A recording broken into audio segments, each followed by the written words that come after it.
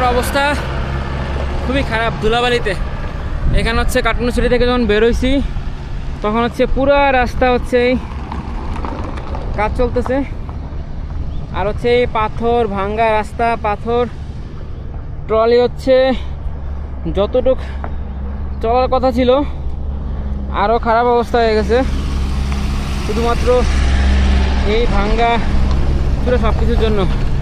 মানে এমন অবস্থা, চারিদিকে রাস্তা বড় করতেছে, রাস্তা ঠিক করতেছে।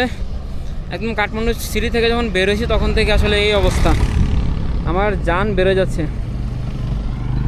আশেপাশে দোকানে যে কোথাও খাবো সেই সাহস নাই, এত ধুলাবালি। এই জন্য হচ্ছে খাবার দাবার নাই ধুলাবালির কারণে। পুরো রাস্তা ঠিক করছেন। এই হচ্ছে নেপালের অবস্থা রাস্তার। নেপালে এখন হাইওয়ে দিয়ে হচ্ছে হাঁটতেছি, এভারেজ বেস ক্যাম্পের দিকে হাঁটছি আর কি। রাস্তার হচ্ছে এই অবস্থা, চারোদিকে হচ্ছে রাস্তা কাটা, রাস্তা হচ্ছে বড় করতেছে, আর ধুলা বালিতে অবস্থা খুবই খারাপ আমার।